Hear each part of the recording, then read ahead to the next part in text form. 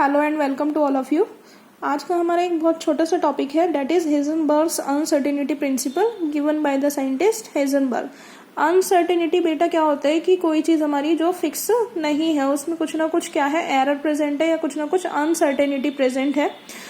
तो Heisenberg principal क्या कहता है कि it is impossible to measure the position and momentum of a small particle accurately and simultaneously. इसने क्या बोला है कि मान लो आपके सेंटर में क्या है, न्यूक्लियस। न्यूक्लियस के चारों तरफ कौन रिवॉल्व करते हैं? आपके इलेक्ट्रॉन रिवॉल्व कर रहे हैं। इलेक्ट्रॉन क्या है? आपका एक बहुत छोटा पार्टिकल, माइक्रोस्कोपिक पार्टिकल।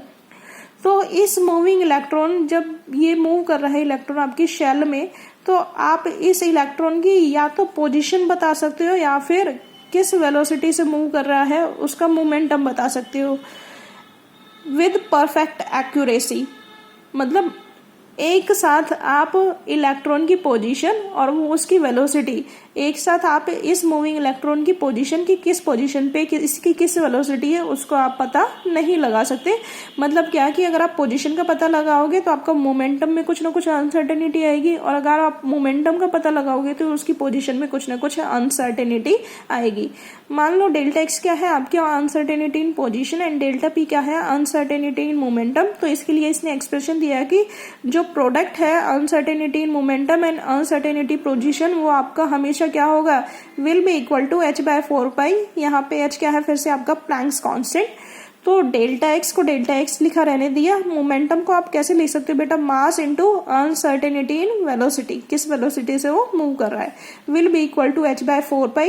यहाँ से एक और एक्सप्रेशन आया आपका, that is product of uncertainty in position and uncertainty in velocity is will be equal to h/4π। मास को आप नीचे ले गए, h/4π।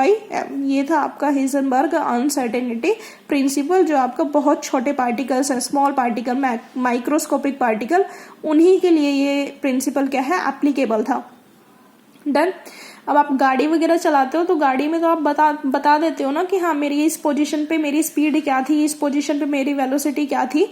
क्यों? क्योंकि जो आपकी कार, बसेस, गाड़ियां हैं, ये सारी क्या है आपकी मैक्रोस्कोपिक पार्टिकल, और मैक्रोस्कोपिक पार्टिकल के लिए हेजनबर्ग अनसर्टेनिटी प्रिंसिपल आपका अप्लाई नहीं होता। ये सिर्फ और सिर्फ किसके लिए अप्लाई हो रहा है, फॉर द माइक्रोस्कोपिक पार्टिकल जो बहुत छोटे हैं, जैसे इलेक्ट्रॉन है। इलेक्ट्रॉन जब न्यूक्लियस के चारों तरफ शेल में रिवॉल्व कर रहा है तो या तो आप उसकी पोजिशन ही बता सकते हो या फिर आप बता सकते हो कि वो किस वेलोसिटी से मूव कर रहा है। एक साथ आप दोनों चीजें नहीं बता सकते। ये एक और छोटा सा टॉपिक हो गया आपका हेजनबर्ग अनसर्टेनिटी प्रिंसिपल। इसके बाद हम जो नेक्स्ट टॉपिक पढ़ेंगे वो पढ़ेंगे हम क्वांटम नंबर्स।